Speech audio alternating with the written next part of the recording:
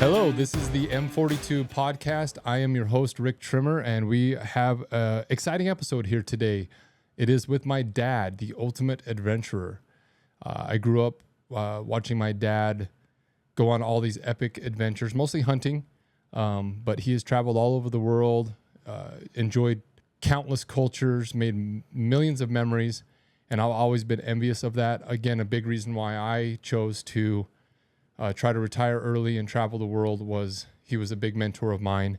And this conversation, we're going to get into the nitty gritty of, where it all started. He grew up from humble beginnings, poor, and, grew into a multi-million-dollar empire, several businesses.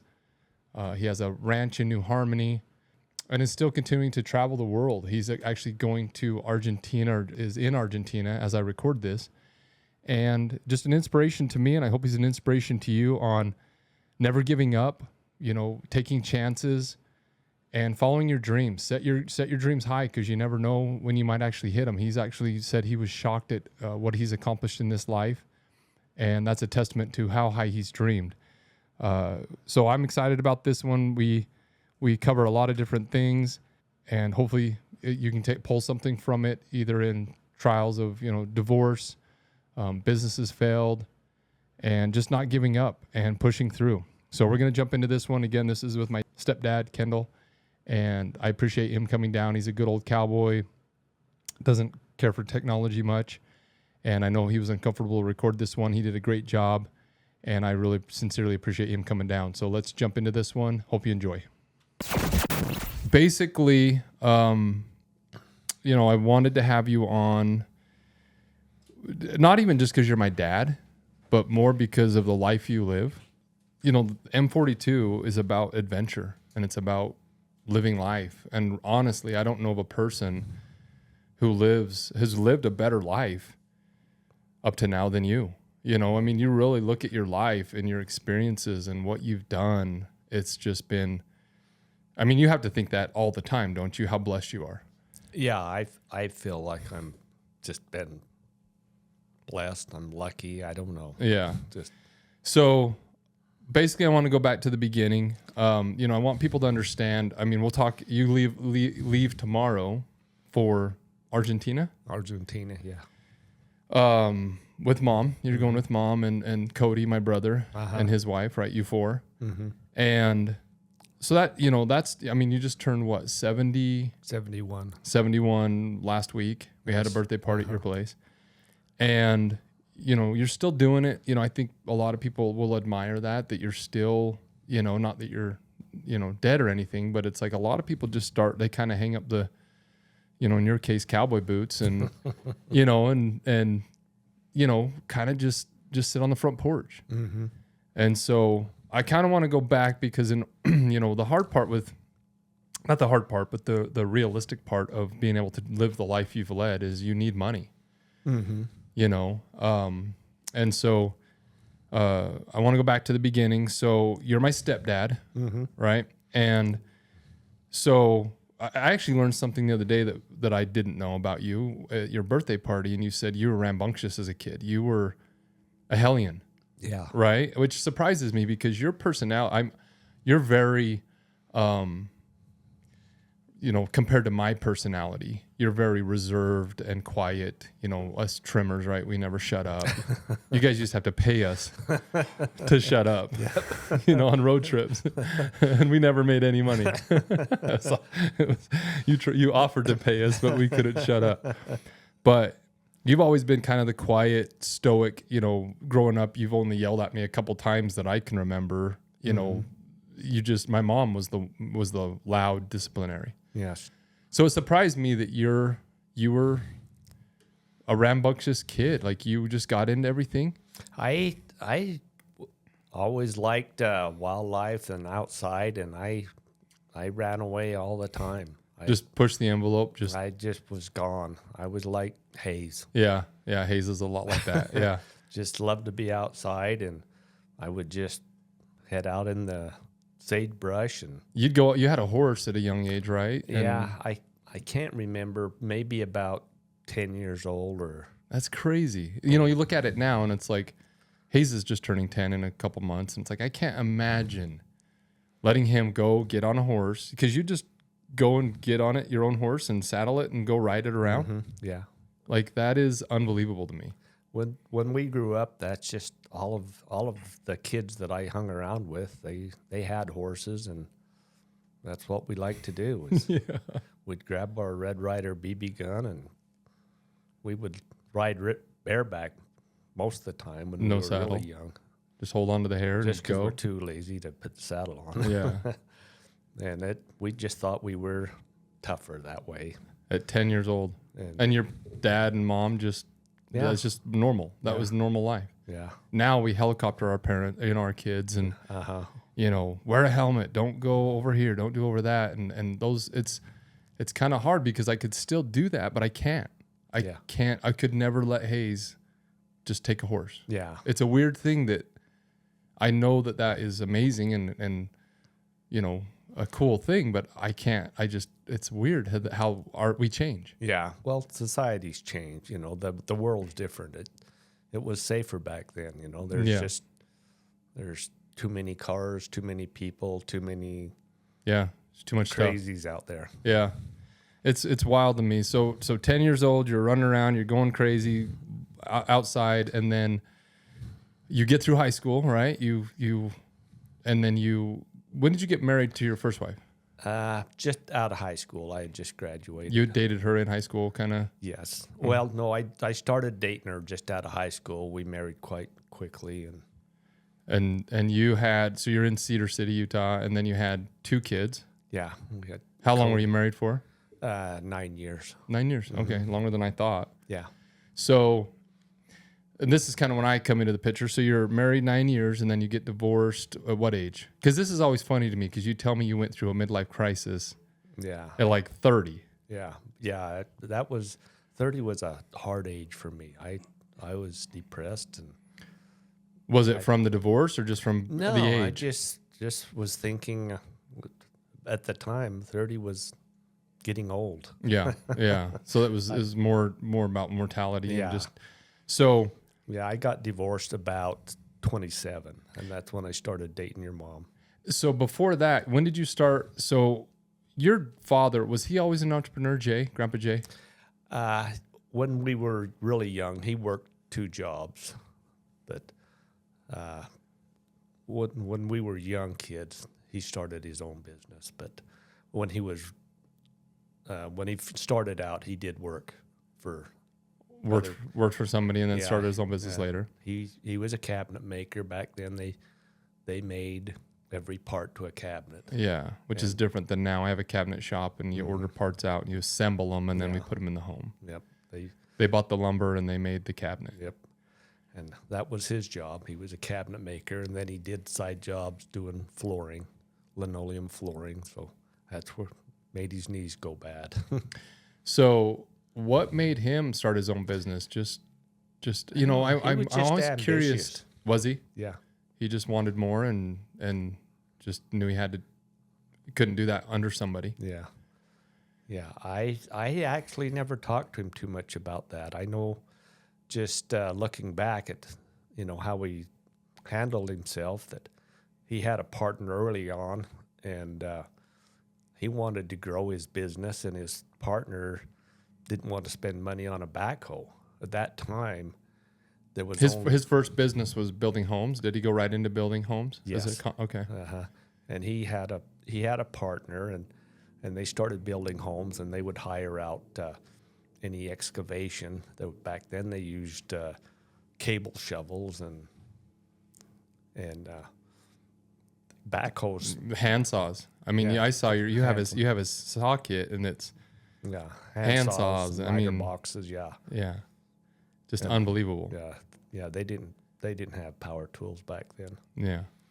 But he wanted a backhoe, and his partner didn't want to spend the money, so that's what broke up his first partnership. And I can remember it was an old gas-powered backhoe, and there was only one other besides his in Cedar City, which was Western Rocks, and he had it paid for within the first 6 months. See, and you told me you had the first snowmobile too in Cedar, and maybe the first. One of the first snowmobiles. They had one up at Bryan Head when Bryan Head first opened up. So it kind of shows you that he, I don't know what a backhoe was back then, but obviously they were expensive or people would have bought them. Yeah. And he saw the foresight, had the foresight and the courage to make the purchase. Yeah. I respect entrepreneurs who, a lot of people want what you have, the life you've led or the life I've led, but they don't realize, you just said at the beginning of this podcast that you got, I'm grateful and I got lucky. And I don't agree with that. That, there's some luck involved. There's some timing and some definite things, but you've taken thousands of chances, and so did Grandpa Jay, that his neighbor, his other partner, didn't dare do. Yes. And so that's a, very, because I'm trying to see how, because, like I said, we'll get to this, but you became my dad, and you're all I've ever known, my dad passed away obviously before I was born. And so you're all I've ever known. And, there's a lot of inheritance. There's a lot of genetic stuff, which we can see in our family where, I'm louder than you, I'm taller than you, there's things that you get from genetics. Yeah. But it's always interesting to me to try to decipher what was genetic and what was learned. And, that's where I'm kind of going with this is I know your stories, and I'm wondering if you saw your dad do what he did and you thought, that's the way I'm going to do it. Did you ever think that? When did you start your first business? I'm trying to think of what age. You were married? Were you Yes, married? It was with a gentleman in Cedar. That was your first business? And it was building cabins? Yes, we built cabins up at Swains Creek and Bryan Head and Mammoth and Duck Creek. And you worked for your dad? Yes. In the beginning? I worked for him ever since I can remember getting paid $1 for a brick to chip the mortar off of used bricks so we could reuse them. That's funny. Now we just toss them. Yeah. But, I learned from him, and I used to think he was hard and demanding, and it wasn't till you're old and grown up that you realize what he was doing. Yeah. So you worked with him through high school, and then you don't know when you started your first business? What year? Roughly? Probably. Or how old you were? I'm thinking like 25 or something like that. So a couple years before you were divorced? That close to the divorce? So 25, so you worked with your dad, and I heard the stories about how hard he was to work with, and you're very similar. It's funny how you say that, because I remember working for you, and my story is always when you made me plant trees in Middleton, and it felt like a jail sentence. The ground in southern Utah is like sandstone, I felt like. Yeah. And I remember all the time digging a hole and you coming out and sticking your damn cowboy boot in the hole, and you'd say, "Is it to my knee?" No, it was to your shin. Can my boot fit in there flat? No. Keep digging, and I just remember thinking it's never good enough, and I remember thinking it's a damn tree, like it's going in the ground. But I think your dad gave you those standards that if you're going to do it right. Right? Yeah. I think he instilled that in you, because that's all I've ever known with you is, when you start something, it takes you a while to finish it. Yes. As Mom would say.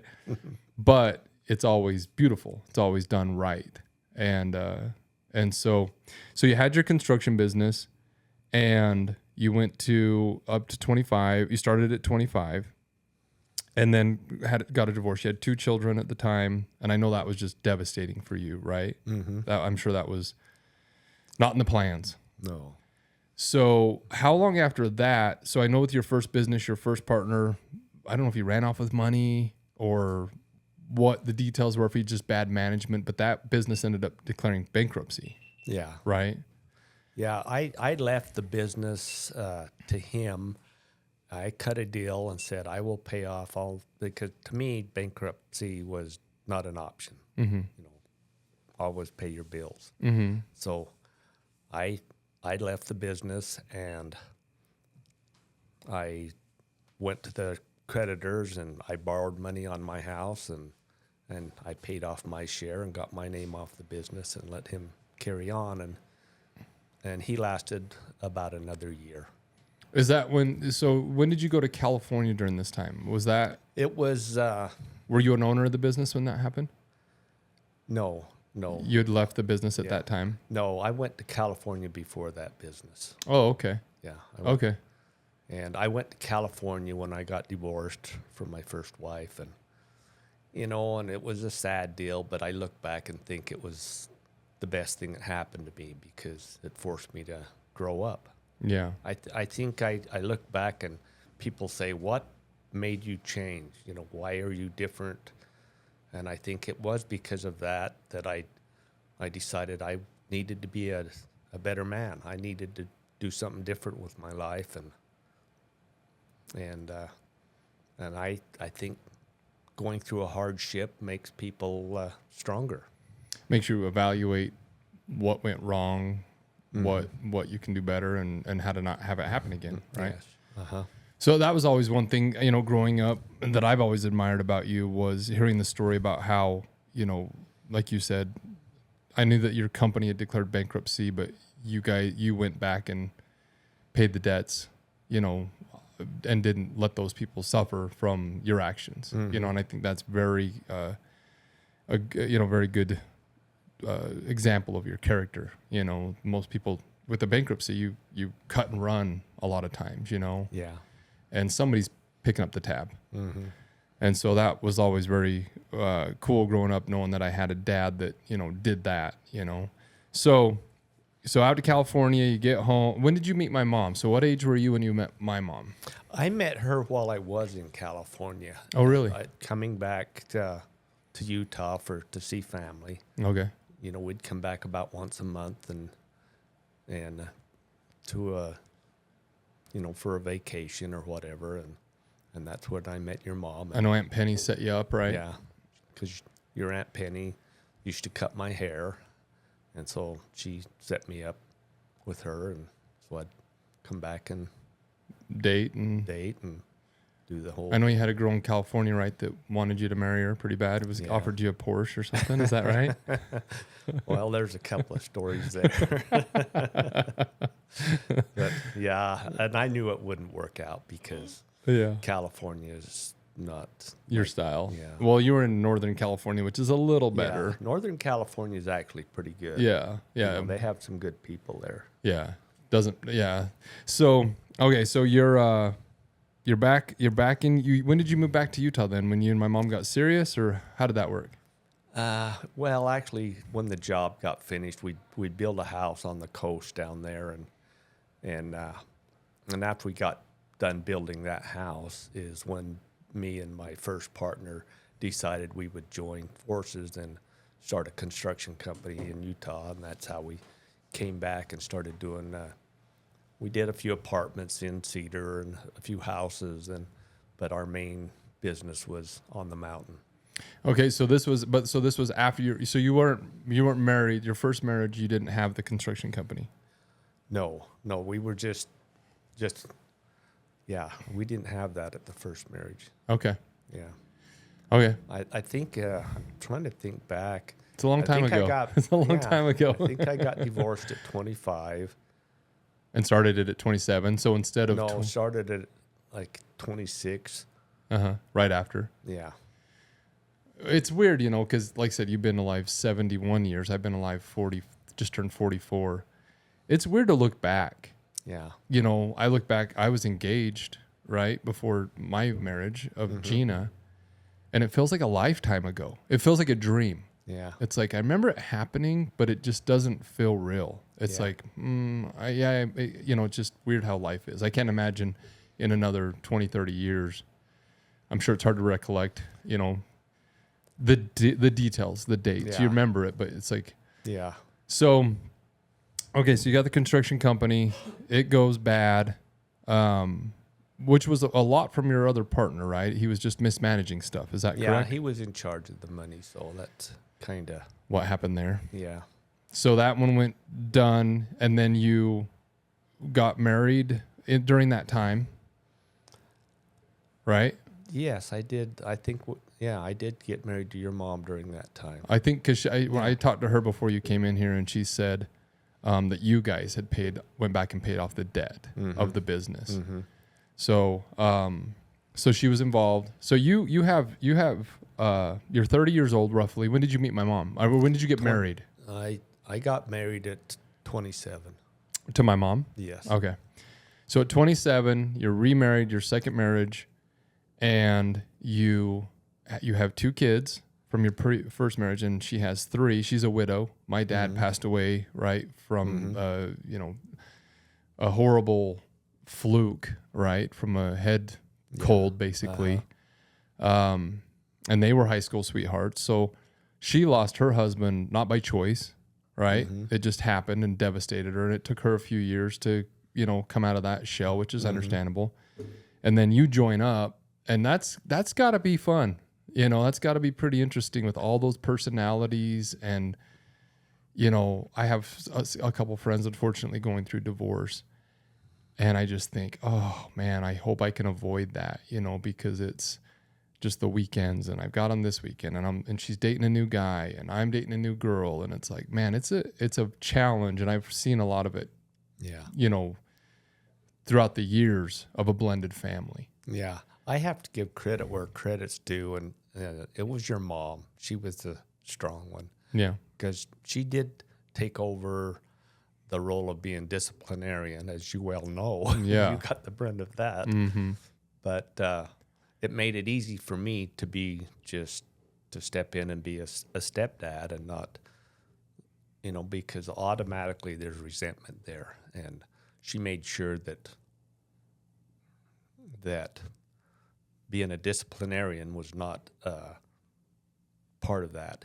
Yeah. And so she made it easy for me to just step in and be the good guy a lot of the time. And most of the time, I got along with you kids a lot better than her. Yeah. Yeah, I stuck you did. up for you kids a lot. Yeah. Yeah, I know. Yeah, it was, and like you said, that's got to be such a hard role to step into. When there's a divorce, it's different. When the guy's alive and they see him, but when he's passed away, and I didn't know any different, so that was probably easier. And all of us were young, but at the same time, there's got to be some things in your mind saying, how do I act? Oh, yes. I'm not their dad, but I want to be their dad. I'm trying to, so I'm sure there's a lot of struggle there on just the role you play. I can't imagine. Yeah, it's really tough. And I think statistics show that not very many marriages survive that. Yeah. Mixed families like that. But, like I say, I have to give her credit for making it easy for me. Yeah. And I think that just made it work. Our personalities were such that we wanted the same things. So, which I think to do the other stuff. I think that's really important. I've got 3 little boys, as you know, and I talk to them a lot about business and marriage. Mm-hmm. Those are our 2 kind of subjects. I think those are the 2 things that can shape your life. It's so important. It is so important who you marry, and it's so important what you choose to do. I think everything else, whether you play this sport or that sport, those are all kind of, those don't really determine the trajectory of your life. And you marry the wrong woman, and I think I have a lot of people who say they can't believe how much we travel, know, and I'm like, we both love it. If Gina didn't love it, we wouldn't. Yeah. Or I wouldn't be married to her, and so I tell them, it's like when you get married, find out what religion they are and make sure you agree with it, find out what their political views are and make sure you can agree with them, or even just deal with it. You don't have to agree, but, I think a lot of people jump into marriage, especially in Utah, because they like the girl. Yeah. She's cute. And it's like, well, that's going to wear off. That's right. And so I think that's where you and mom, how long have you been married to my mother now? I think 44 years. It's a long time. Oh, yeah. It's my...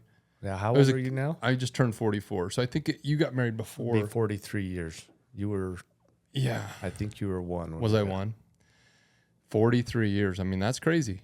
Mm-hmm. That's crazy. That's an accomplishment in itself. Marriage is not easy, as we know. You change, you adapt, you're different people. I'm sure you're a different person 3 times over from when you were 20. Mm-hmm. And so is my mom. That's one thing that's weird, is seeing my mom with my kids. Mm-hmm. And I'm like, where, like Roy. Roy was a good example of that. Mm-hmm. It's like, where, this isn't my mother. Yeah. This isn't the same person, but she shouldn't be. Mm-hmm. You get older, you get wiser, you learn, and you grow. Yeah. So she can be grandma now.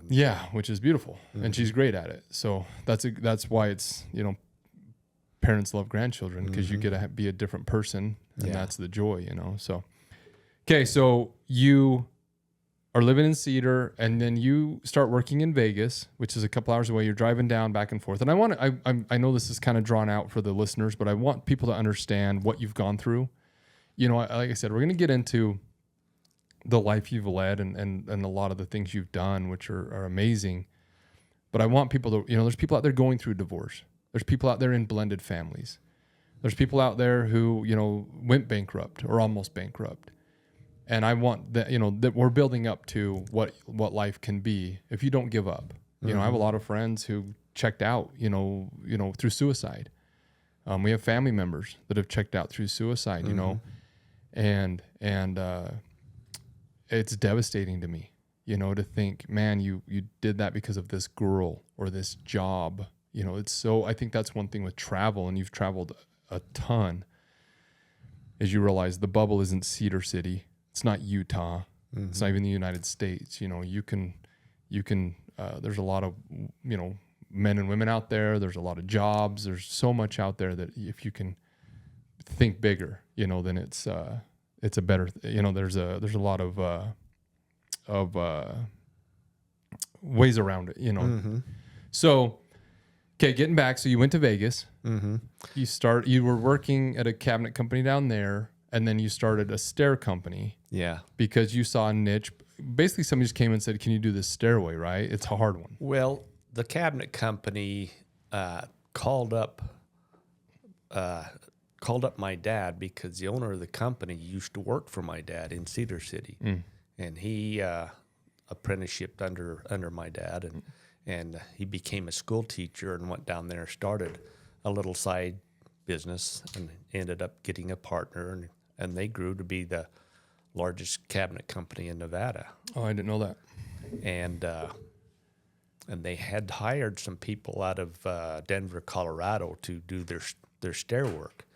Well, the people in Denver started raising their prices more than he thought was fair, so he looked at other options, and so he called my dad. And during the time back in the 80s, Southern Utah was dead to the world for work. Everybody was flocking to Nevada, and it was a logical move for me when the guy asked me to come and work, and he mentioned piece price, and I'd never heard of such a thing.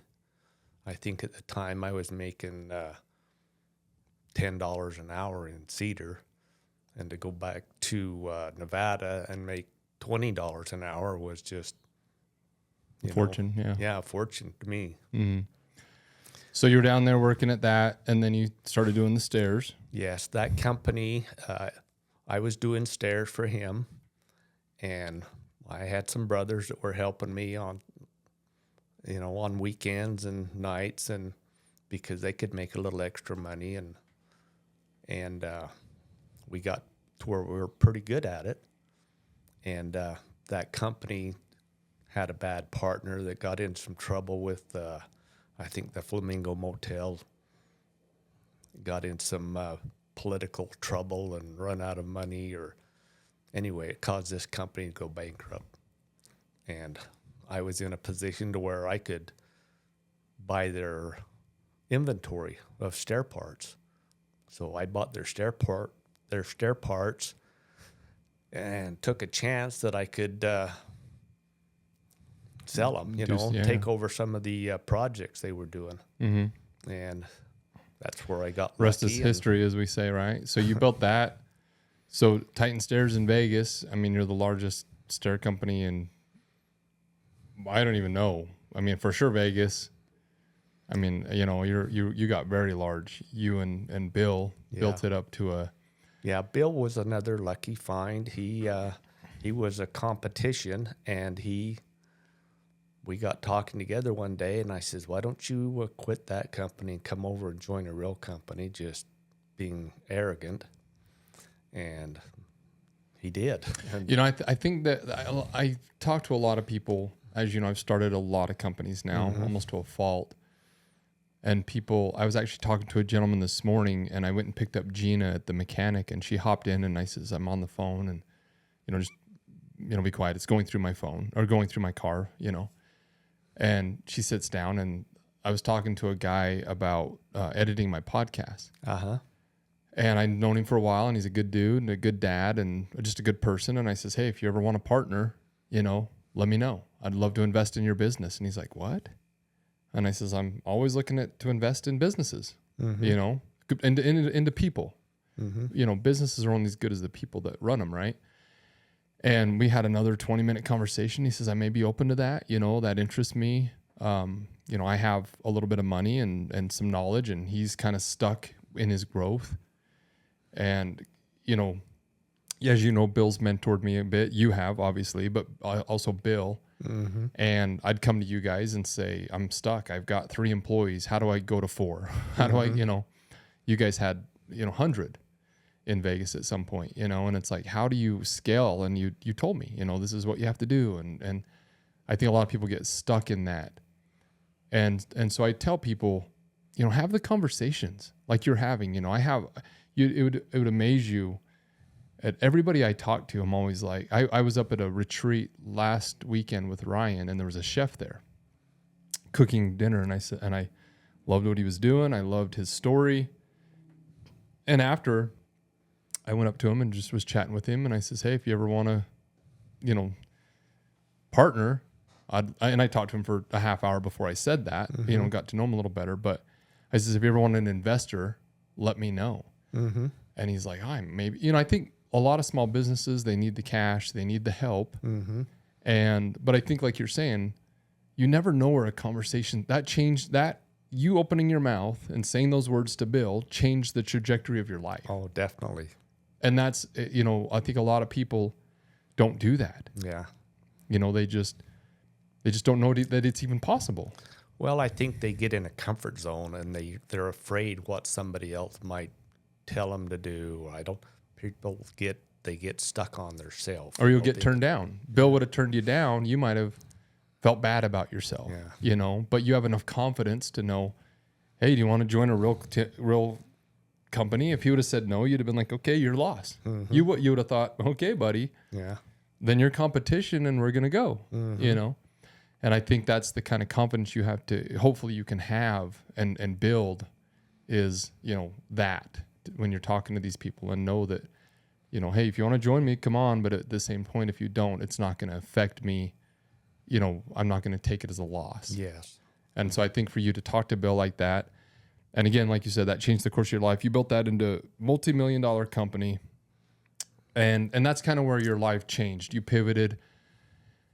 And you've been very good to say, Bill had these personality traits, you had these personality traits, and you were aware to go to that level. You've told me this many times, to go to that level, I wasn't willing to do. Not even that he was a bad person, just his work ethic, his hours, his tenacity. He was tough. And I think that's another really good lesson is some of the, my mentors, they say hire your weaknesses. Hey guys, let's step away from the conversation real quick, and I wanted to talk to you about a few things that M42 Adventures is offering this year. First, I'd like to talk about our retreats experiences here in southern Utah. They will be on a 50-acre ranch, absolutely amazing property. And it's a place where you can come and learn from the experts in their fields, build friendships, and enhance your outdoor skills. We're going to have everything from fly fishing experiences, UTV experiences, horse riding, archery, survival experiences, hiking, outdoor cooking, firearms. It's absolutely amazing. We just had our last retreat a couple weeks ago. 33 people attended, and it was an absolute amazing event. So that sounds like something you'd want to come do. It's all inclusive, and I promise it will change you. So hopefully you can look into those dates. They are August 29th to September 1st and September 12th to September 15th.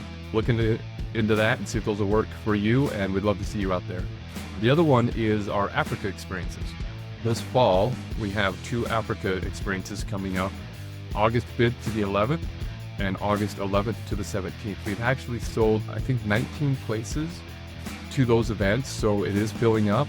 But if you'd like to come out, again, it's men, women, children. I'm taking my wife and my 3 little boys, age 12, 9, and 3. So it's family friendly. It should be an absolutely amazing experience as well. It's not just hunting. You can come and do the photo safari, helicopter ride, or go to an orphanage. I'm actually very excited about this one. So if that's something you'd like to come out and check out, I will be the headliner August 11th to the 17th, and Ryan Mickler will be the headliner August 5th to the 11th, and we'll be spending time with you during that week and getting to know each other. So I would love to see you out there. Again, those are some of the things we have coming up. If that's anything you'd be interested in, we're also going to start offering corporate retreats, family group retreats here in Southern Utah. If you'd like to come out and have one of these experiences with the horses, with the UTVs, with the firearms, with the archery, and bring your company, your family, or just a group, we can cater it to you as well. So that's something that new that we are going to start offering. We've got a couple of those in the works for this summer with some companies that want to bring their employees out and actually partner with M42 and have their own retreats. So just a few of the things we're offering. Again, we're excited about all this. If you'll continue to listen to the podcast, follow us on social media, share, follow, we sincerely appreciate that. All right, let's get back to this conversation. And lizards and water snakes in the backyard. I was just in my happy place, like Hayes, riding the 3-wheeler, the machine of death. Yeah. And then we moved, and I remember being in Vegas, just miserable. You ended up selling the company when I was 14, so 30 years ago. So you'd have been 40, 41. I'll do the math for you. Yeah. So you'll need to. Yeah. So you're 40, 41 years old. You sell it. And I remember you telling me a story when you got the check. You and Bill got the check. You got a limo because you're a very humble guy. You still wear blue jeans, and I like that. You kind of remind me of that song where it's by Montgomery Gentry, and he says, "You make fun of this cowboy, and he could buy your car with $100 bills." You have a lot more money than a lot of people, and you still, drive an older truck and you wear jeans. You haven't gotten caught up in, you spend your money, and this is where I think we agree. You spend most of your money on memories, on trips and travel, and not on, you don't need the big fancy $100,000 truck. So you had a check in your pocket, right? You and Bill, and you went out. And you said it was wild to you, right? You had it was like eight figures. I don't know what the number is, but it was a good check. What was that like? Because it was kind of surreal. It was like, because that's real. That's where it happened overnight. Yeah. Because one day you're struggling with cash flow. You're struggling. I mean, you guys were doing well, but there's still all those concerns of, running a business. Yeah. And then you sold and you got the money. And that's got to have been a weird deal for you, where you go from that to that in a check. Mine was a little slower, process. I didn't really have it happen like that, where it was. That's got to be very. And I know it was. You said you went out gambling, and Bill's gambling, and you're gambling, and Mom's grabbing the money and putting it in her pocket, the chips, because that's groceries and. So that was a pretty wild experience for you, wasn't it? Yeah, that was a wild experience. And again, Bill was, he was fantastic about that. When we sold out, he wanted to make sure I was well taken care of. And You know, he was a very good partner. We had totally different personalities. I grew up hunting squirrels with my bow and arrow and my BB gun, and then I later loved to hunt big game, and then I meet this guy from the city who wasn't sure if he's ever shot a real gun. He didn't know if it was a BB gun or a Yeah. and so Loves we're nice different dinners. personalities. Yeah, love nice Nice dinners, cars. nice cars, and but I try to look back and think, why did we work? We're so different. Why did we work? And it was because basically we wanted the same thing. We were willing to put the company first every time. You know, when it wasn't, well, I need to make my car payment. You know, the company pays its bills, pays its employees. We go without. There wasn't a conversation. We just knew that's what had to happen. And I think that's why we worked. Well, that, and also, you know, you were kind of the yin and yang of each other. You know, he was aggressive and dominant, and you know, and you were more, not more, but you were more quiet, soft spoken. So he would go and push people to the limits, and often over the limit, and then you'd go reel them back in. And I think that worked out very well for you where, you know, it's like me and Spin's been with me now 14 years, which is crazy. He told me that the other day, and I'm like, what?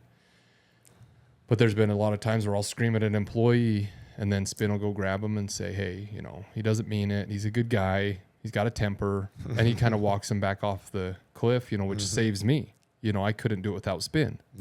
And he couldn't do it without me. You know, it's like you and Mom. Yeah. You know, you needed Mom to come in and spank our ass sometimes.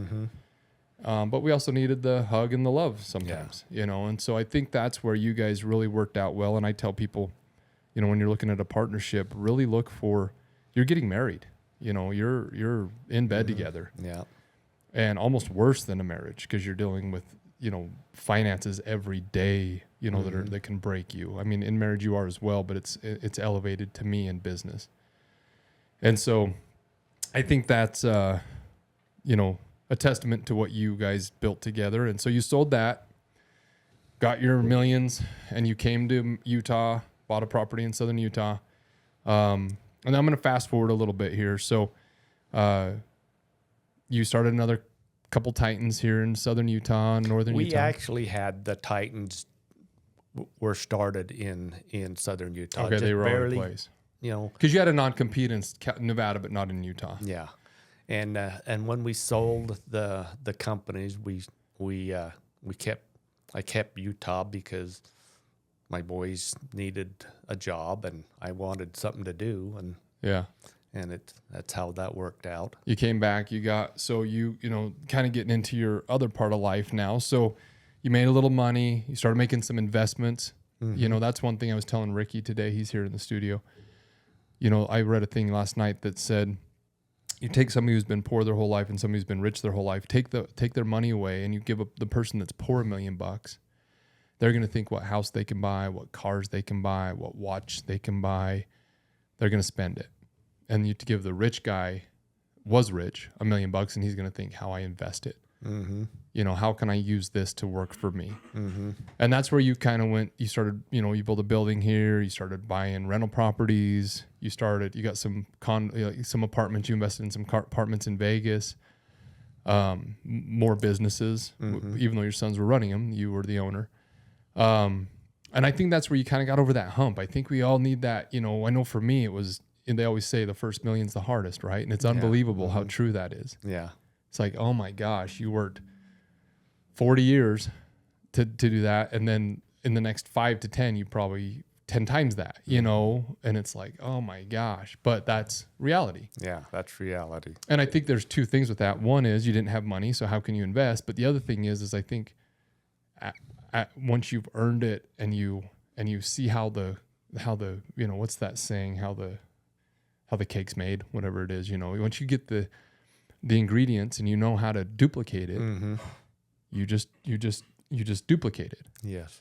And I think that's where it kind of clicks. You know, for me now, it's a lot easier to start a business and to hire an employee. And it's a game, but I understand the rules better. I'm not perfect at it. But that's where I think you came in and you started really getting to work then and making some really good decisions. And like you said, luck, you timed the market. It worked out on a couple. Some didn't though. You know, we saw that in the recession where, you know, you kind of thought, hey, I'm figured this out. I won the game. And then a recession came and punched you right in the gut. I remember you telling me your net worth before and after the recession, and it was insane. It was dramatic. And that's been another good lesson for me because I had made money up until the recession and lost it.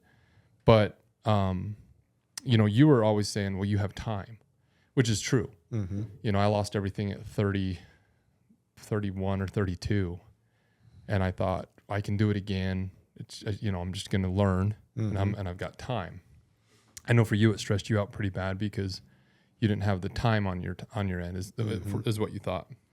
But again, you had the knowledge, you knew how the game was played. So as soon as the market came back, you adapted. You started renting out your 50-acre ranch for wedding venues. And, you know, I think that's what people don't realize is, you know, when they see luck, I have a rental property like you as well.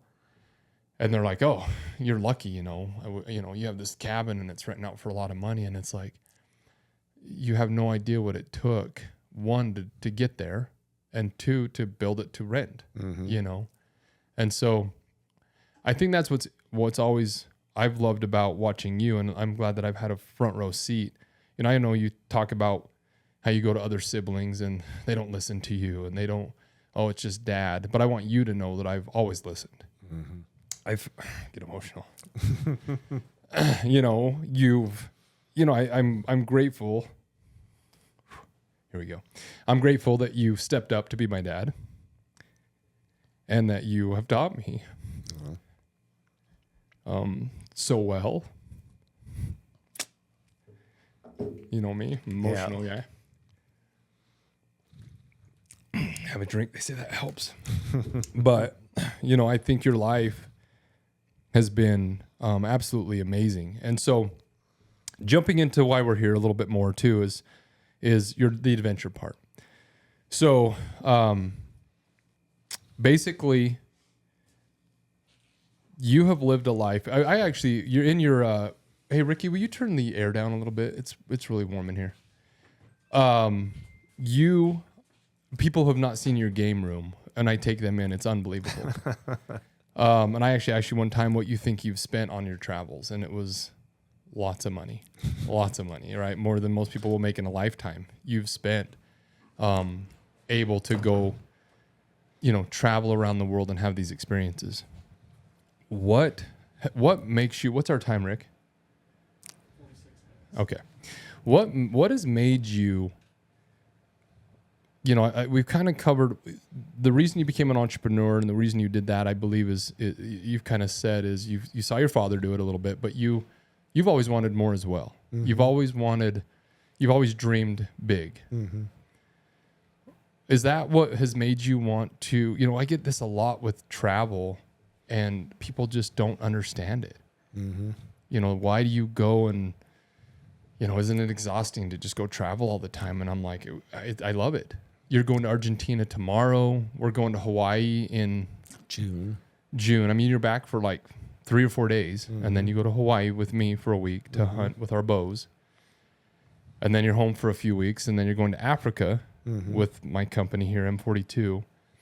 And then I know you're going to, you know, New Mexico. We're trying to go to Scotland. You know, what made, because your dad didn't do that. No. Roy and Jackie didn't do that. You know, they went to like California and stuff, which is great, but they never, and I know it wasn't an option because of the money aspect, but has it always been a desire to just travel the world? Pretty much, you know, but I think like most people, you think you can't see how you can make it happen until you first do the first trip was with your grandpa. Basically, we went to Alaska, and You know, he called up one day and said, I've got a buddy. We're going to go to Alaska fishing, and we're going to do some hunting. We don't know what we can hunt there. We don't know anything about this.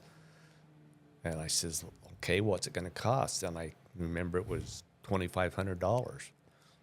And Which probably might have well have been Yeah. 50,000. but one thing my dad always he never gave me money. He never gave us money, but he gave us an opportunity to make money. Yeah, and you always And that's taught the me that. greatest thing that he ever did for us, because he says there's a cabin that needs a roof on it, and the guy's willing to pay $2,500. You go work your weekends, and you can make it happen. And it's like, that's what my dad taught me is you don't need to borrow stuff from someone else. And that's where most people fail, is they think, for me to get what I want, I have to get it from someone else. It's like, no, you don't. You create it yourself. And once you realize that you are in charge of your own destiny, then the sky's the limit. I think that's a big fall on a lot of people, is they have the victim mentality. Yes. It's not I can't do this because, or it's their fault, and I hate that. Ricky knows I hate that. Mm-hmm. I'll figure it out, and I will. I'm one of those guys where I will figure it out. It's almost a chip on my shoulder, I think, at a point where, I don't do well with, I can't do that. Mm-hmm. It's like, you can do it, whether it's, even the simplest thing to, we can't sand the post that much.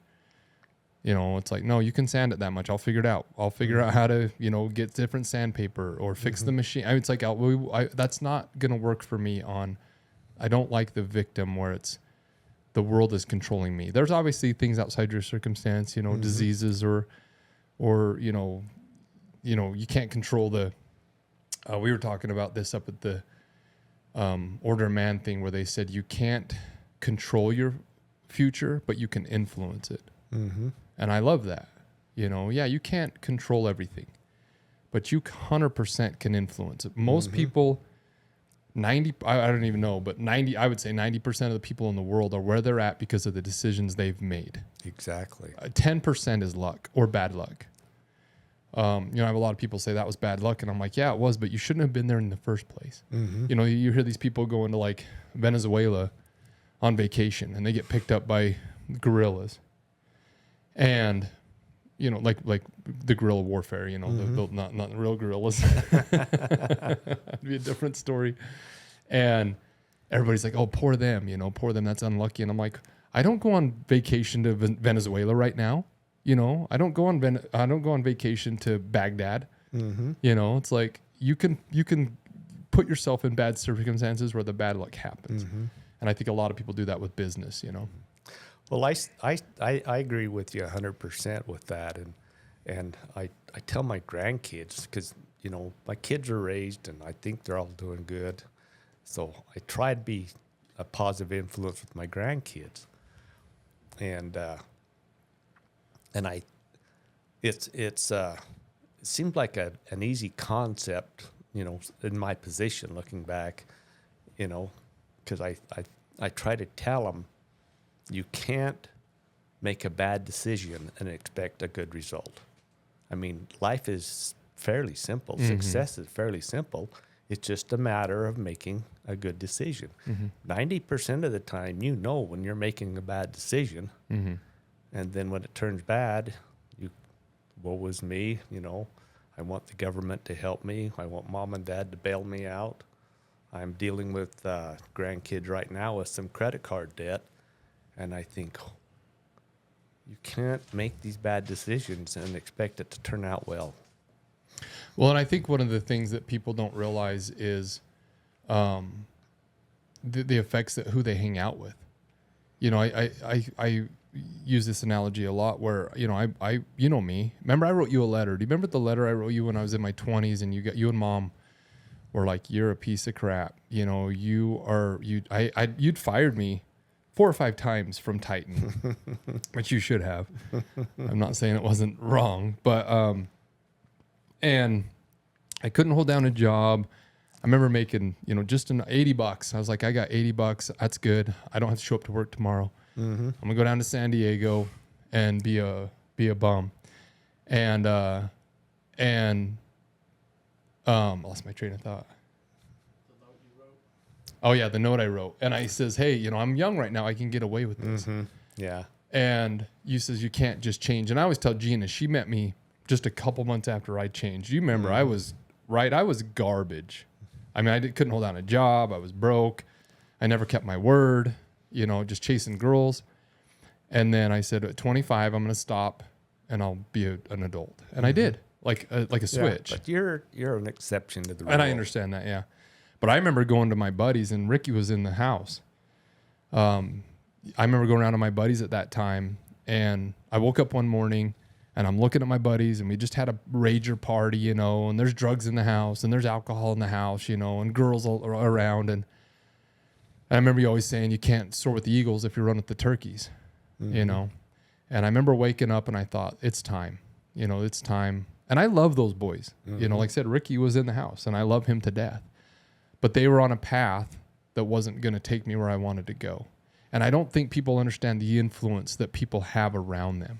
You know, I always use the example of, you know, I go to some of my friends' barbecues even to this day, and they talk about, you know, the size of tires on their truck, or, you know, the dirt bike they bought, which I love those people. I'm not trying to judge them. I love them personally.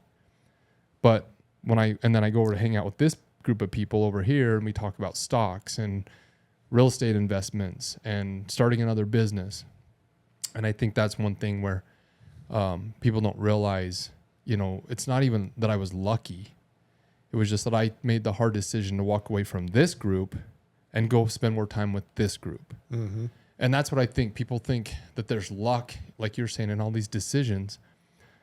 I don't think I ever could have done what I've done in my life if I would have stayed with this group. You know, several of them work for me, you know, to this day. But I think people think of decisions as being, I shouldn't do drugs, or I shouldn't, you know, lie. And it's like, no, sometimes it's, you shouldn't go to this barbecue. Yeah. You should go to that barbecue.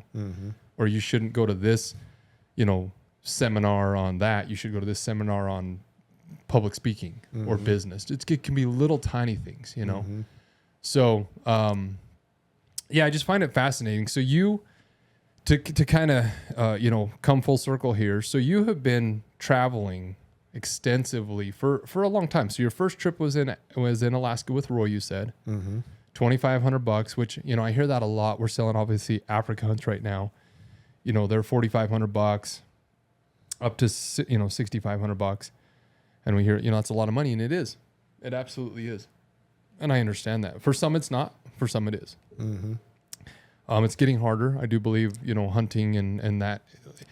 It seems like everything's getting harder. We're going on a road trip next week, or this week, with me and the boys and Gina, and hotel rooms are $250 a night, you know, and I'm like, wow, you know, this inflation is tough. So I understand all that. But once you kind of reach that spot where you had some passive income, you had a good base, you just started all these adventures, and your adventures. I mean, I always teased you, and you teased me because I had big tires on my truck, and you mount animals, and I didn't understand it. And now I have, you know, several mounts in my office, and one, I couldn't afford it. You know, I remember talking to you, the first elk we shot, you know, and it's a good elk. And I'm like, how much is it? And you're like, it's, I don't even know, $1,500 or something. I'm like, well, it might as well be $1 million, you know? And you mounted it. And I'm grateful that you did, because now I walk into my office here and it's like, you were with me when I shot that elk. That's a good story. I don't know that it's all legal, but it was a fun time. And the axis deer, I shot that the day after you left. Remember, and you were the first person I called, and I says, Dad, I got one. And I showed you the video, and you says, Rick, that blind that it's next to, it died next to the blind you had made 2 days earlier in Hawaii. Yeah. Trying to find that buck. Yeah. You were sneaky. You didn't tell us. There was nothing down there, just seeing does.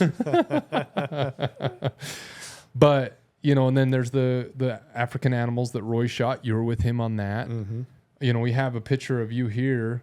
Bring that into the camera, Ricky. I told you to grab that with the Thank you.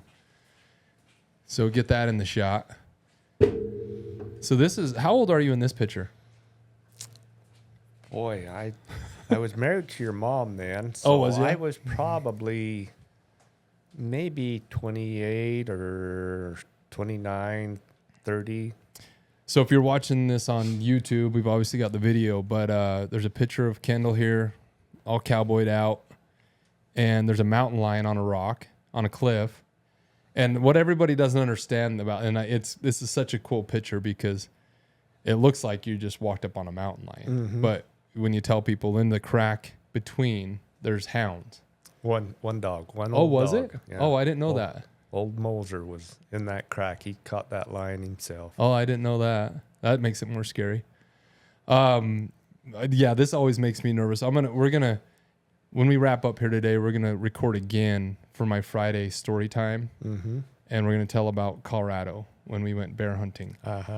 That's a pretty funny one, but this makes me nervous. It doesn't make you nervous. You grew up with this. Yeah, they just didn't. Like you know those can kill you. You know, like those are pretty dangerous. You know, and How did it happen? yeah, how did you get to this situation? You were gonna go with Roland. You yes. called Roland, and, that he says you're not gonna catch a lion. That is the story. That's why that pose is the way it is. Now Yeah, that you mentioned it, I was with Richard Jolly, and Roland was going to go with us, and he had a tag, and he'd gone a couple of times, and we couldn't find a track. We couldn't get anything caught. I called him that morning. I says, we're going to go out by the iron mines. And he says, I better pass it up. I haven't had much good luck.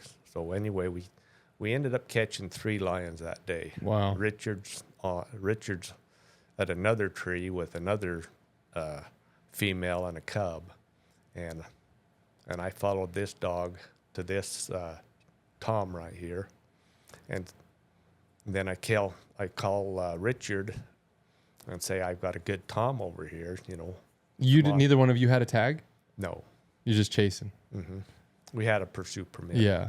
So Richard took this photo? Yeah. Okay. I never knew who took it. Yeah. So anyway, he comes over, and I've got my hand pointing to the lion saying, there you are, Roland. There's your lion. Yeah. Which I love because I would love to see the camera you shot this with, because you couldn't just text it to him. You had to take the picture, go down to a photo store, develop it, and then hand it to him, right? So it took you like 3 days to get to say, here you go, asshole. Yeah. So for us, we just snap a photo now. And, yeah. And but that's one of my favorite photos. Everybody that comes into my office, it's obviously hanging up in my office, and everybody that comes in, you know, for you this is normal. And I even grew up around it. You've had hounds most of my life. You know, when we moved back we had them in Cedar. And then you got rid of them, I think, when we went to Vegas. Yeah, you know, I kept them for a few years. I remember coming up and going down to feed them down there in the North Corrals, whatever they were called. And then you got some when we got back to Middleton and then in New Harmony. So I've been around it, and I've gone out with you a lot, and it still just makes me, you know, it's just crazy that you guys aren't more nervous. You know, bears make me a little more nervous. Lions never do. Yeah, see, they both do. Bears seem more aggressive, but lions just seem quicker. You know, like they'll just slash you. You know, but anyway, we'll tell a story. We're gonna tell a story here in a little bit on that, and we'll show you my, you know, my fear level. So, I mean, you've been to Africa, you've been New Zealand, all over the world. Do you know how many countries you've been to? Do you ever count? I actually haven't. It's a lot. Not as many as you. No, but it's a lot because you came to Europe with us. I mean, it's got to be 30 or 40, you know, I think with you. Yeah. Because you came to Australia, you've been to New Zealand. I mean, you've gone, you know, and I think that's what's amazing about, you know, life. And that's why my one life mantra is, you know, I just think so many people are just in a daze or, you know, and I feel bad because it's not, they may not even know, you know, they may not even realize that they're just on the hamster wheel, you know? Well, I think we touched on this a little bit. It's just about decisions, you know, and my biggest thing has been automobiles. You know, I love a new car, a new truck, but I won't buy one because I see that as a decision. If I choose to buy that, then I choose to not do something else. A good friend of mine says, how do you afford to go to Africa? You know, I could never afford that. It's like, you just bought yourself a $90,000 truck. You bought your wife this. You got new side-by-sides. You got new fifth wheel trailer. You know, you spend hundreds of thousands of dollars. You chose That over this. You chose to have automobiles over adventure, and that's what most people do. I think. Yeah. I think a lot of it too is they don't have the I don't know, like not the creativity. I don't know what the right word is, but I think a lot of people don't know what they don't know. Yeah. You know, I've taken several people on trips that don't do trips. You know, they go to they go to Disneyland or they go to, you know, the beach or the mountains. And we take them to Costa Rica or we take them to Alaska and they see it. That's another big thing with me, you know, is get a mentor. And it doesn't have to be a business mentor. It can be a person that's traveling that you want to emulate what they're doing. It can be some, you know, and you've been with me on several of those trips where we take people for the first time and they're like, well, that's doable. You know, I thought Alaska was just this unachievable. I'm taking 8 people to Alaska in July that have never been. One of them, it's his dad. He's taking his father, who's how old? 70 something. And he says, my whole life growing up, we had a jar in the kitchen that said Alaska fishing trip.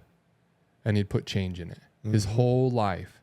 And then, you know, they'd break the jar and have to fix the, you know, the car. And then they'd pile up a little bit and they'd break the jar. And he gets emotional when you know, I says, let's take him to Alaska. And he says, oh, I don't know that we can. I says, why not? We have a boat up there. Do it. And he says, oh, you know, next year would be better. And I says, and he's actually put it off for a couple of years. He has. And finally I says, you need to do this. Your dad's getting older. And I've met a few people now that I, you know, say, hey, we go to Alaska every year. And they're like, oh, that was my dad's dream. We never made it. And it breaks my heart, just breaks my heart. You know, Kim wanted to come up with Roy that year and didn't make it, you know, to landscape her yard, you know, and she came up to me at the funeral and says, I wish I would have spent more time with him. And it's like, then do it now. Yeah. Do it now. Do it with Kendall. Do it with Jan. Do it with your grandkids. And I believe she is, you know, I think they're doing a lot more trips. But yeah, we're taking them up this summer. There's 8 of them that have never been. And I love that. That's what M42 is about. You know, I've told you the concept. It's like, I don't have to be here. I don't need a job. I want to have amazing conversations with people like my dad. You know, we've never sat down and just we chat when we're hunting and stuff, but you know, I love it. It gives you an opportunity to sit down. The microphones in this environment makes it okay to ask questions that you normally wouldn't ask. And to take people on adventures.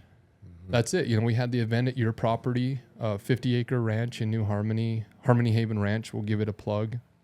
If you need a wedding or an Airbnb, it's amazing property. It's on social media. You can look it up on, I think, Facebook. I don't think you have an Instagram. You wouldn't know. No, I don't know that. But it's on Airbnb, but it's called Harmony Haven Ranch. And we had our event up there and we had 33 people and they came and caught fish on a fly pole and rode horses up into the mountains and they rode side by sides up into the mountains. And it's a beautiful place. And it's what is going to fill my cup, hopefully, for the next few years is, you know, taking people on these adventures and letting them know, here's how you get started. We actually have a buddy. He's going to be on the podcast on Wednesday. who is from Seattle and said, I want to get into bow hunting and I just don't even know how to do it. And I'm like, what? You don't know how to do it? Go get a bow. Well, what bow? And I'm like, yeah, you're right. It's intimidating. Mm-hmm. And last year he went and bought a bow, shot for a couple months, came to Hawaii hunting axis deer and didn't get one, but got several shots. And he's coming back this year. He's hooked. Mm-hmm. And, you know, he's never hunted in his life and jumped right into archery, which is hard. Mm-hmm. And, you know, he's going to come on the podcast Wednesday, but he says it's for me. And I know you agree with this, you know, it's not to go over there and kill a deer. Mm-hmm. That's part of it, you know, to hopefully get meat to feed our families and the sustenance. But it's sitting around the fire. You know, we've had so many conversations and so many memories that I wouldn't trade for all the money I have. I would give it away in a second. You know, it's like, is that right? Did I say that right? I would trade everything I have. I wouldn't trade everything I have for that. Is that right? I'm getting confused. I think we got the gist of it. Do you understand that? Yeah. I'm not trying to offend you. Your memories are more valuable than what I have. That's the point. I think I might have said I'll take the money, but you know, for me, that's, you know, going over there with the Robs, and I'm going over there with buddies and family, and I'm excited to take my boys soon. They're getting of age, and it's, you know, when you go to Argentina, you're not going to kill an animal. No, we're just going for the adventure. You're going to spend time with your son, your daughter-in-law, your wife, eat the food, you know, drink the drinks, meet the people. You know, I know a big, not fan, you're the fan, a big guy that you admire is Jim Shockey, you know, and I do as well. And because all of his hunts, it's very little about the shot. Mm-hmm. It's him, you know, hanging out with people and trying to understand, you know, what makes them tick and what, you know, and that's to me the beauty of travel. You know, that's what we're trying to do with Africa. And I think that's why you and Mom are coming. You've been to Africa, what, 3 times? Mm-hmm.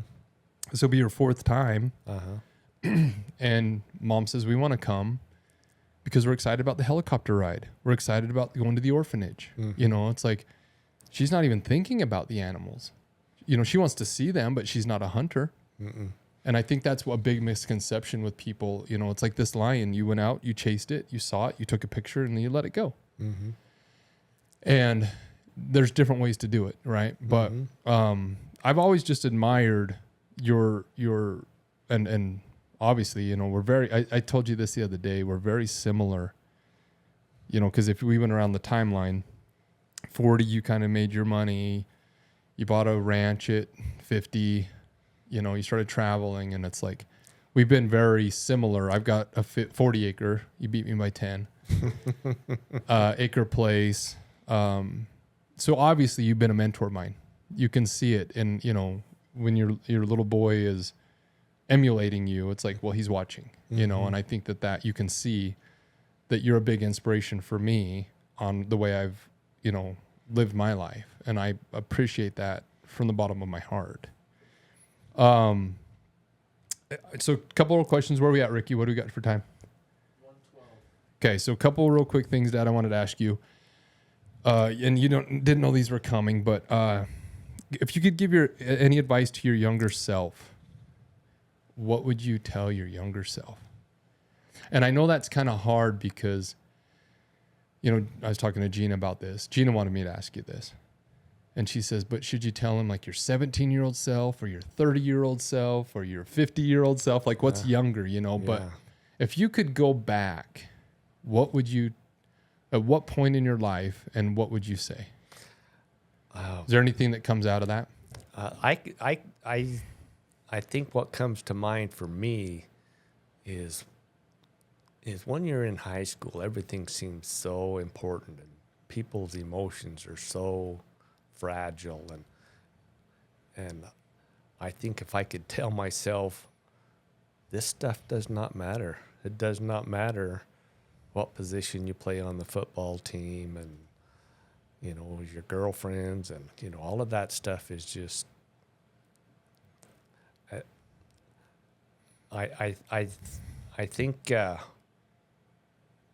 if you could tell yourself that if you can give yourself integrity, because that's the one thing I've thought is integrity is the most valuable gift and only you can give it to yourself. I think all the other stuff is just Noise. Yeah.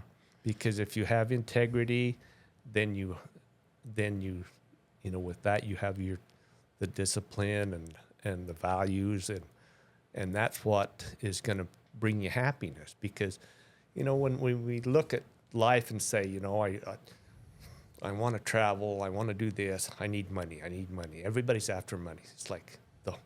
But it's like you've got friends that have lots of money and they're miserable, and I do too. And it's like, it's not the money. Mm-hmm. You do have to have money to do some of the things, but it's like, why is it? I haven't quite figured out why is it that they're not happy. If they've got so much money, why are they not happy? That's the mystery to me. Yeah, I think you need a purpose. Yeah. I think you need, and I'm have told you this for a decade. I'm very grateful that my personality, I think it probably happened from knowing that my dad died at 27, 28 years of age. Mm-hmm. You never know when your ticket's going to be punched. Mm-hmm. And so I've always been grateful for this day and tomorrow and the next. I think if you can have gratitude is a huge foundation, and then a purpose. Mm-hmm. A lot of people, tease me, you're starting a podcast, you're starting a, adventure company, like so's everybody else. And I'm like, good for them. Yeah. I tell everybody, this is selfish. Mm-hmm. This is for me. I cannot wait to go to Africa with you and my family. I can't wait for the adventures we have next year planned. We're working on the red stag hunt in Scotland. Mm-hmm. And if I can create a business that will support my habits, and talk to amazing people, that's it, And like you said, I think a lot of people think that it's about the money. Money solves problems, but it does not buy happiness. Mm-hmm. You can talk to anybody that has money. They can still be miserable with or without it, So I think you have to find that purpose. Do you have any regrets? I don't think so, because I've obviously made a lot of mistakes, but I believe that that's what forms you into the person you are. And if I hadn't made those mistakes, I couldn't have been where I am. It's like I said earlier, probably it's sad to say, but I wouldn't be the person I am today if I hadn't got divorced the first time and got slapped and brought down to earth. And I think that's probably what I see is wrong with a lot of the younger generation is they think too much of themselves. As they think The world revolves around them. And or when they get slapped. I heard this thing the other day that said, when you used to, old video games, when you would lose, like in Super Mario Brothers, when you would lose, you'd have to go all the way back and start over. And I remember playing it just frustrated, but that was the game, and now when you die and you spawn back right where you died. And so they said that it's having this effect on younger generation, thinking there's no consequence. Yeah.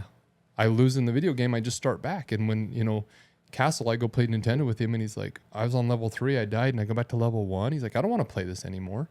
I beat level 1 and 2. I was on 3, and I'm like, well, that's the game. You have to start over and earn it.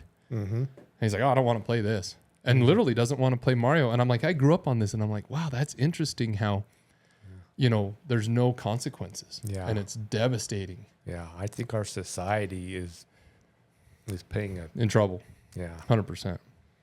Okay, one last question here. Who's your biggest inspiration or mentor in your life? Boy, that's a tough one. You can have a couple.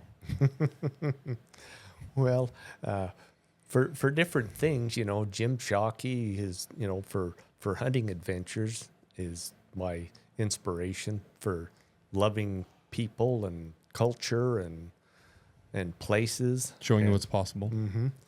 and the value of that aspect.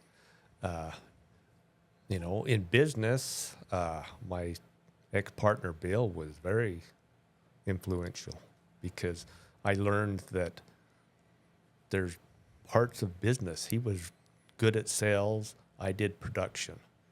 And then I used to think production was everything. And no, he thought sales was everything. It's like, no, you have to have both, you know. And you guys are still friends to this day. Very good friends. You know, and that's great. I love seeing that, you know, because lots of partnerships end poorly. And I know you just went out to his daughter's wedding, you know, and you guys talk often. And I know he helped you in the recession, you know, And I'm seeing his son in Venezuela. Argentina? Argentina, yeah. Yeah. His son Oh, lives awesome. in Argentina. Oh, cool. Jake. Yeah, Jake That's moved amazing. there. Awesome. So, fact is, we just touched base last night and Cool. gonna Yeah. meet up there. So, That's amazing. yeah. So he was really good for business for me, and socially, you know, there's just been a lot of people, you know, different bishops. Dad, your father. Yeah, my father, Roy. Yeah. Stellar, just great man. Yeah, Both of them. Just good. You know, people with a good work ethic. It's just, I just value that, you know. You know, people that don't cry and look for somebody else to bail them out. I admire people. Everybody needs help. We all need help once in a while. But you've seen it. There's people that can't, you know, their life revolves around what someone else can do for them. Yeah. And that's really, you really can't think of. Those are great. I agree with all those. I think those are, you know, growing up as you with my dad, those are the ones that I've seen influence you and you influence them back, you know, and like you said, you know, I think people a lot of times put celebrities and, you know, into that category of mentors. And I know for you, it's never been, you know, that, you know, it's been hardworking, you know, your neighbor, you know, just people that you just admire and respect. And they don't have to be famous. They don't have to be conquering the world. They can just be good, down to earth people that, you know, toe the line and contribute to society in a meaningful way. Well, that's what I had. Like I said, I appreciate you coming down here. I love you. I appreciate the opportunity to meet here, and you know, I try to analyze people and see why it works. You know, it's and even in my own family, you know, it's like, why are you where you are? What do you do? And the one thing is with you is like you seek to be better. You don't come in with the attitude, I'm smarter than everybody else. It's like, you know, I'm going to read this book. I'm going to listen to this podcast because this talks about finances. This talks about business. And when you first understand that you're not the smartest thing on the world, on the planet, and you seek to be better, then I think that's when people grow, is when I see so many people in business, they hit a wall and they can't go anymore because they think they've got everything figured out and it's everybody else's fault that's making them stop. Yeah, I think it's a lot pride. Yeah. You know, I think us as men, mostly, you know, with men is, you know, there's always that old age adage where we don't ask for directions. We don't read the instructions in the box. And it's like, why? You know, I just don't understand that. I do not understand that at all. It's like I traveled the world and I've asked for directions 1,000 times. Yeah. Everything I get out of a box, I look at the instructions. You know, to think that I can just figure it out. You can, but it's a lot faster if you get a mentor or read a book or listen to the podcast. And I think that people who think, you know, that they've, like you said, most people when they get out of high school or college never read a book again. You know, and it's like, what? I can't even understand it. You know, so well, I appreciate you coming down here. Again, if I was gonna say, how do people find you, but they can't. You may have Facebook, we're not sure, but Harmony Haven Ranch, if you want an Airbnb here in southern Utah, 50 acres. It's got a fishing pond on it. Go look it up on Airbnb. Absolutely stunning property. We'll be having our events there this fall with M42 Adventures. So if you want to come out and spend 3 or 4 days with us at those properties, doing what we do, we'd love to have you. There's really nothing else no other way to reach you. You don't check your phone. I've taken advantage of being retired, and and I love that. You should. I think you're the busiest retired person I know. You got a lot of animals up there. You got your property. You're always traveling. You and Mom, I mean, going to family events. You came down to all my kids' football games. You guys are you're killing it. And so, I'm excited for our future trips. I've learned so much from you, and I hope people who listen to this podcast can take some lessons from it. If you want to reach out, you can reach out to me. If you have any questions for Kendall, I will get a hold of him and I can ask him for you. But appreciate you coming down. Thank you. And there you have it. My conversation with my dad got a little emotional in there. Obviously, he means a lot to me, and the memories and adventures we have gone on are invaluable to me. I would not trade them for anything in the world. Just a beautiful time to sit down with your dad and get to ask some of the questions that I got to ask and dive into his life. 71 years old, lived a beautiful life, continues to live a beautiful life, still an inspiration. We're going to Africa together for M42 Adventures this fall. He's coming with my mom and still continues to journey and strive for adventure, and that's something I've learned from not only him, but my mother, and I will forever be grateful for that they've instilled that in me. Hope you enjoyed the episode. Hope you took something out of it.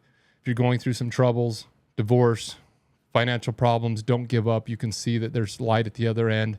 If you don't give up, if you keep fighting, you can accomplish great things. So if you're going through some troubles, if you need some advice, reach out to me. I'm on social media, onelife.solive. Happy to help you. I can put you in touch with Kendall. He's always out there to help and, give back. So hope you enjoyed the episode. Again, continue to listen to the podcast if you will. Like, share, follow if you're interested in our events coming up. Again, we have the experience in Africa. There's 2 weeks there. We've sold 21 spots now. It is filling up, but if you'd like to come out, time's running out on that one. So jump on it. You'll never regret taking the chance. You'll always regret, not. So I encourage you to come. I keep hearing people say, I'll come next year. Hopefully, there's no guarantees in life. So take it while you can. Jump on it. We'd love to have you out there. Ryan Mickler will be the headliner for the first week. I'll be the headliner for the second week. We're going to have deep conversations. It's going to be a beautiful thing. And then our events in New Harmony. So come out this fall, and we'd love to have you. Go to our website, m42adventures.com. Again, if you want to rent my dad's cabin in Utah, southern Utah, it's Harmony Haven Ranch. It's on Airbnb. It's a beautiful opportunity, or a beautiful venue, and they also do weddings there. So check it out. Thanks, Dad, for coming on. Hope you enjoyed the episode, and we'll see you on the next one. Thank you.